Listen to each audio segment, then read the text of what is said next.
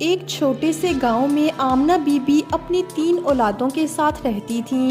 شوہر کا سایہ بہت پہلے اٹھ چکا تھا، لیکن ماں نے اپنے بچوں کو ماں اور باپ دونوں بن کر پالا۔ آمنہ بی بی سلائی کڑھائی کر کے بچوں کو پڑھاتی رہیں۔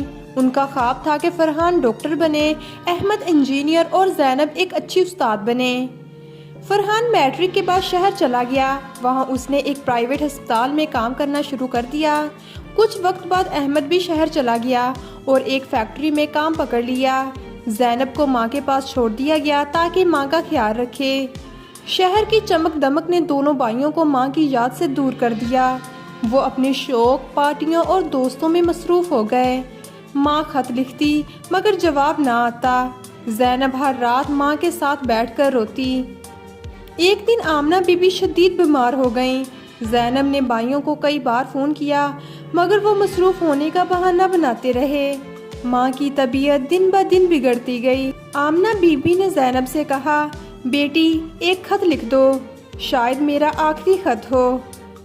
ماں نے خط میں لکھوایا، میرے بیٹو، میں جانتی ہوں تم اپنے خواب پورے کر رہے ہو۔ ماں کو کبھی مت بھولنا کیونکہ ماں کی دعائیں تمہیں ہر مشکل سے بچاتی ہیں۔ اگر میں نہ رہوں تو میرے لیے دعا کرنا، تمہاری ماں آمنہ۔ زینب نے وہ خط پوسٹ کر دیا۔ ایک دن اچانک گاؤں کے دروازے پر گاڑی رکی۔ فرحان اور احمد دوڑے دوڑے ماں کے کمرے میں گئے۔ ماں کی کمزور آنکھیں ان کو دیکھ کر چمک اٹھیں مگر جسم بے جان تھا۔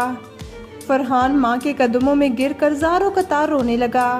ماں اٹھ جاؤ، دیکھو میں آ گیا ہوں۔ احمد کی آنکھوں سے بھی آنسو تھم نہیں رہے تھے۔ زینب چپ چاپ ماں کا چہرہ سلہا رہی تھی۔ گاؤں کے سب لوگ اکٹھے ہو گئے۔ ہر شخص آمنہ بی بی کی تعریف کر رہا تھا کہ کیسے انہوں نے اپنے بچوں کی خاطر قربانی دی۔ ایک بوڑھی عورت بولی، دیکھا ماں کی دعائیں ہی سب سے بڑی طاقت ہوتی ہیں۔